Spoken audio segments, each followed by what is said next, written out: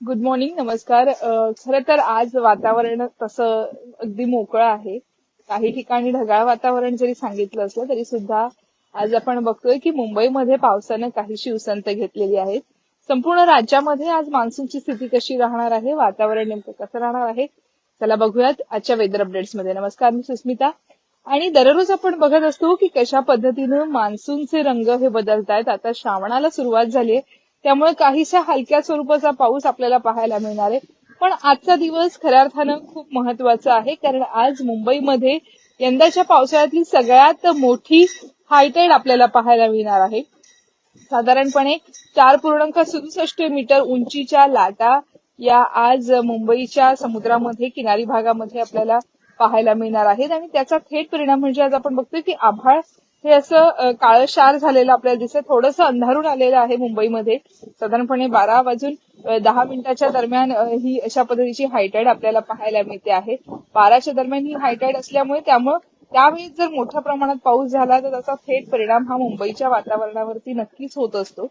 संपूर्ण राज्याचा विचार केला तर राज्यामध्ये सुद्धा आपण जर कोकण किनारपट्टी विशेष करून रायगड, पालघर, रत्नागिरी या भागामध्ये, त्याबरोबर मुंबई उपनगर या परिसरामध्ये सुद्धा मोठ्या प्रमाणात पावसाचा अंदाज हा देण्यात आलेला होता. काल मध्यरात्री अनेक ठिकाणी मुसळधार पाऊस सुद्धा झालेला आपण पाहिलेला होता. पण आता सकाळच्या वेळेत मात्र तसा काही पावसाचा अंदाज आपल्याला पाहायला मिळत नाहीये. दुसरा महत्वाचा मुद्दा म्हणजे विदर्भातील अनेक भागांमध्ये पावसाचा जोर वाढत असल्यानं त्याचा थेट परिणाम आपल्याला दिसला होता. धरण क्षेत्रामध्ये अनेक ठिकाणी धरणांची जी पातळी आहे ती वाढलेली आपल्याला पाहायला मिळते आहे. धरणातील पाण्याचा विसर्ग सुद्धा अनेक ठिकाणी सुरू करण्यात आलेला आहे. तुमच्या इकडच्या धरण क्षेत्रामध्ये साधारणपणे पावसाचा अंदाज कसा होता, काय किती मोठ्या प्रमाणात पाऊस झाला हे नक्की आम्हाला सांगाल. गेल्या काही दिवसांचा जर विचार केला तर हा आठवडा अतिशय मुसळधार पावसाचा आपण पाहिलेला होता. पुणे, मध्य महाराष्ट्र, घाटमाथ्याचा परिसर जो आहे तिथं आज पावसाचा जोरदार बरसात होणार आहे. विशेष करून आज वीकेंड आहे, त्यामुळे अनेक लोक धबधब्यांवरती फिरायला जातात. वर्षा सहलीचं नियोजन आज खऱ्या अर्थानं होत असतं, परंतु सागरी भागांमध्ये येणं तुम्ही टाळावं, कारण समुद्राला भरती आहे. आणि दुसरा महत्वाचा मुद्दा म्हणजे डॅम क्षेत्रामध्ये सुद्धा पाण्याचा विसर्ग सुरू केल्यामुळे सुद्धा प्रशासनानं अलर्ट दिलेला आहे. ज्या पद्धतीचं वातावरण गेल्या काही दिवसांमध्ये बदललेलं आपल्याला दिसते, त्यामुळे वाऱ्याचा वेग सुद्धा वाढलेला पाहायला मिळते. काहीशी गार हवा पाहायला मिळते. मुंबईमधील वातावरण अतिशय गारठाजन्य झालेलं आहे. त्याचबरोबर ग्रामीण भागामध्ये सुद्धा, ग्रामीण महाराष्ट्रामध्ये अर्थात संभाजीनगर असेल, त्याचबरोबर उत्तर महाराष्ट्राचा विचार केला, नाशिकचा विचार केला तर तिथं काही अंशी तापमान हे खाली गेलेलं आपल्याला पाहायला मिळतं आहे. आणि हाच अंदाज हवामान विभागाने सुद्धा दिलेला आहे. बंगालच्या उपसागरामध्ये खरं तर कमी दाबाचा पट्टा हा सक्रिय झालेला आहे. आणि हा कमी दाबाचा पट्टा ज्या ज्या वेळेला सक्रिय होतो त्यावेळेला आपण बघतो की मुंबईसह राज्यामध्ये त्याचे आपल्याला परिणाम पाहायला मिळतात. आणि तशाच पद्धतीचे चित्र हे आपल्याला साधारणपणे आज सुद्धा पाहायला मिळणार आहे. येत्या आठवड्यामध्ये मात्र वातावरण काहीसं वेगळं असणार आहे.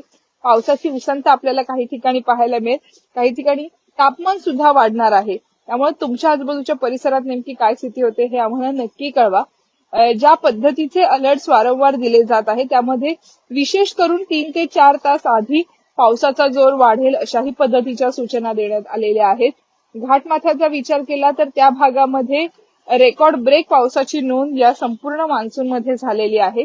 आणि वीकेंडला सुद्धा तशाच पद्धतीचं चित्र आपल्याला पाहायला मिळू शकणार आहे. मान्सून आणि त्याचबरोबर बदललेलं वातावरण याचा थेट फायदा कोणाला होणार आहे तर शेतकऱ्यांना होणार आहे. समाधानकारक पाऊस हा होत असल्याचं सुद्धा हवामान विभागानं म्हटलेलं आहे. परिणाम पाहायला मिळतात. त्यामुळे नदी क्षेत्रामध्ये जर तुमचं गावं असतील त्यांना सतर्कतेचा इशारा सुद्धा देण्यात आलेला आहे. हा कमी दाबाचा पट्टा जोवर सक्रिय आहे तोपर्यंत आपण बघतोय की वातावरणामध्ये प्रचंड बदल पाहायला मिळतात. विफा चक्रीवादळाचा थेट परिणाम भारताला आणि आशिया खंडातील अनेक राज्यांना, अनेक देशांना बसलेला पाहायला मिळतोय. त्यामुळे पूर्व किनारपट्टीसह महाराष्ट्रामध्ये वातावरण बदललंय. त्याचबरोबर जम्मू काश्मीर, हिमाचल प्रदेश या भागामध्ये सुद्धा त्याचा परिणाम पाहायला मिळतोय. एकूणच काय तर आपल्या आजूबाजूला पावसाचं बदललेलं वातावरण निसर्गालाही पूरक आहे आणि खऱ्या अर्थानं शेतीलाही पूरक आहे. परंतु या दरम्यान जर आपण बघितलं तर अनेक ठिकाणी हा अलर्ट देण्यात आलेला आहे. आणि या अलर्टमध्ये 3 प्रकारचे अलर्ट्स आपल्याला हवामान विभागाकडून दिले जातात. रेड, ऑरेंज आणि ग्रीन अलर्ट, येलो अलर्ट. मुळातच आज जर आपण बघितलं तर रायगड, रत्नागिरी या कोकण किनारपट्टीच्या भागामध्ये रेड अलर्ट काही ठिकाणी देण्यात आलेला आहे. मध्य महाराष्ट्रामध्ये येलो अलर्ट देण्यात आलेला आहे. ऑरेंज अलर्ट हा विदर्भातील काही भागांमध्ये देण्यात आलेला आहे. परंतु ज्या ठिकाणी पावसाचा जोर वाढलेला आहे त्यामध्ये काहीशी उसंत जर पावसानं घेतली तर मात्र स्थिती ही आपल्याला फारशी गंभीर होताना दिसत नाही आणि त्याचाच परिणाम आपल्याला येत्या काळामध्ये पाहायला मिळणार आहे. दररोज आपण अशाच पद्धतीचे वेदर अपडेट्स घेणार आहोत. ताज्या बातम्यांच्या अपडेट्ससाठी पाहत रहा न्यूज 18 लोकमत. आपल्या सगळ्यांची रजा घेते मी सुस्मिता. धन्यवाद.